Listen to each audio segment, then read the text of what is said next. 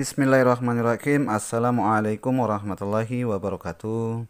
Jumpa lagi di Momo Edukasi Channel pada video pembelajaran tematik kelas 5 semester 1.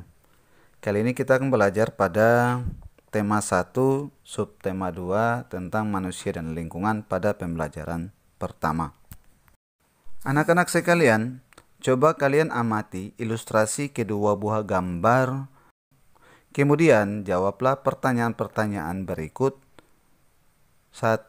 Peristiwa atau objek apakah yang nampak pada kedua gambar di atas? Yang kedua, menurut pendapat kalian, aktivitas pada gambar manakah yang menyehatkan? Dan yang ketiga, benarkah aktivitas manusia seperti bersepeda, berjalan, berlari, dan lain-lainnya sangat dipengaruhi oleh kerja organ gerak manusia? Setelah menemukan jawabannya, laporkan hasil identifikasi kalian kepada guru atau teman-teman sekelas kalian. Saya akan membacakan sedikit kegiatan atau manfaat bersepedanya Benny. Salah satu kegiatan yang disukai Benny saat hari libur adalah bersepeda menyusuri jalan pedesaan. Udara di pedesaan masih segar karena masih banyak pohon dan masih sedikit polusi. Kegiatan Benny ini tentunya dapat bermanfaat bagi kesehatan. Dengan bersepeda rutin, semua organ gerak yang ada di tubuh dapat bekerja sebagaimana mestinya. Coba perhatikan. Pernahkah badanmu terasa pegal dan kaku setelah duduk diam beberapa saat? Ya, karena pada saat duduk diam dalam waktu yang lama, organ-organ gerak pada tubuh tidak bekerja sebagaimana mestinya. Setelah mengayuh sepedanya beberapa saat, tibalah Benny di sebuah kebun sayur. Benny senang sekali. Ladang sayur luas terbentang laksana permadani hijau. Tanah yang semula dicangkul, dipupuk, dan dibuat bedeng, kini telah tertutupi sayur mayur yang siap dipanen. Yang terlihat hanyalah warna hijau. Benny pun bergegas turun dari sepedanya dan menghampiri Pak Anto. Pak Anto adalah pemilik ladang sayuran. Pak Anto dibantu beberapa orang dalam mengerjakan ladangnya. Selamat pagi, Pak Anto. Sedang sibuk ya, Pak? Sapa Benny ramah. Selamat pagi, Benny. Iya, Benny. Bapak sedang memanen sawi dan selada, jawab Pak Anto. Bolehkah saya membantu, Pak? Pinta Benny. Oh, tentu saja boleh. Kebetulan sekali ada satu karyawan Bapak yang sedang sakit. Jadi Bapak masih kekurangan orang untuk memanen semua sayur ini, jawab Pak Anto.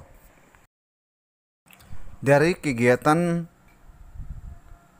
bersepedanya Benny yang telah saya bacakan, selain sebagai transportasi, bersepeda juga termasuk kegiatan berolahraga. Bersepeda memiliki banyak manfaat dalam kesehatan, terutama bagi kesehatan jantung. Selain kesehatan jantung, manfaat lain juga adalah untuk menyehatkan organ gerak manusia. Di samping itu, bersepeda juga mengurangi risiko kecelakaan lalu lintas dibanding dengan mengendarai motor.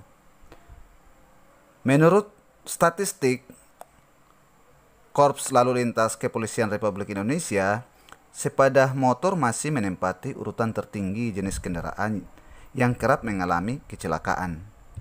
Meski begitu, tak jarang pengguna sepeda menjadi korban tabrakan lalu lintas karena tidak memiliki jalur yang aman untuk bersepeda. Bersepeda merupakan sarana transportasi yang ramah lingkungan karena tidak menyebabkan polusi, bahkan menyehatkan tubuh kita. Manfaat bersepeda selain menyehatkan organ gerak kaki, bersepeda juga bisa mengontrol berat badan. Manfaat lainnya juga yaitu meningkatkan kesehatan mental. Bersepeda meredakan perasaan stres, depresi atau cemas. Berfokus pada jalan saat bersepeda membantu mengembangkan konsentrasi dan kesadaran akan saat ini. Ini dapat membantu mengalihkan fokus kita dari masalah harian yang sedang kita hadapi. Manfaat dari kegiatan bersepeda Beni juga bisa kita lihat pada lingkungan perkebunan Pak Anto, yaitu ramah lingkungan. Kenapa ramah lingkungan?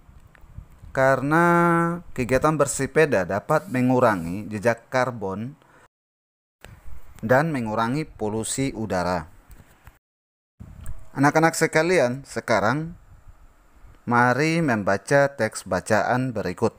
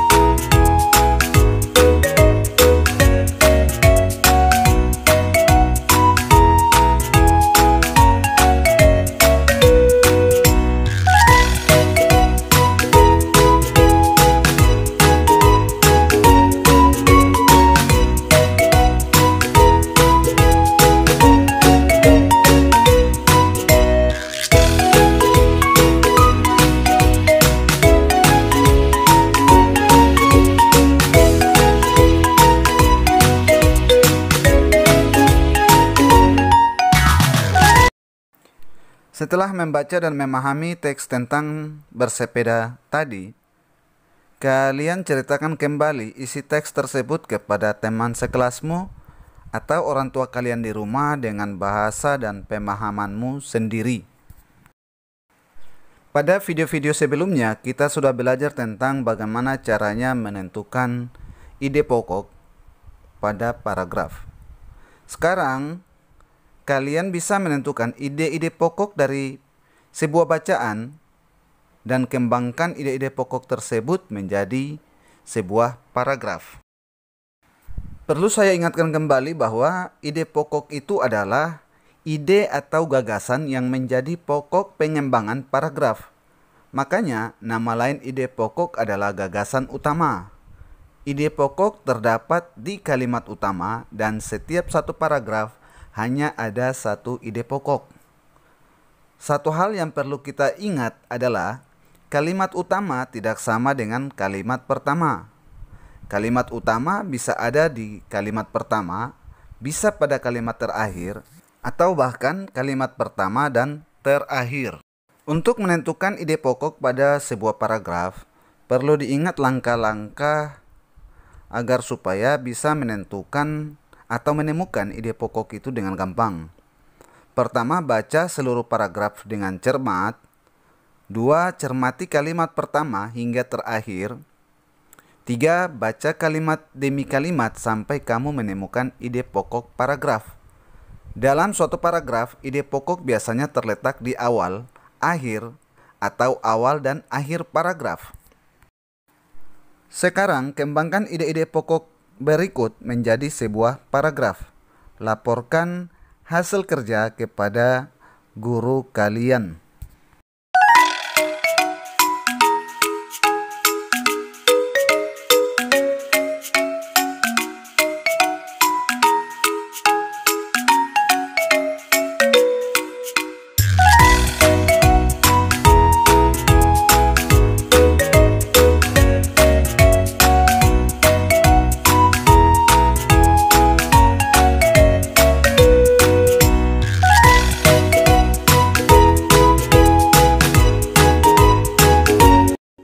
Demikian video singkat dari kami, kurang dan lebihnya saya mohon maaf. Jumpa lagi di video selanjutnya. Jangan lupa like, share, komen, dan subscribe. Wassalamualaikum warahmatullahi wabarakatuh.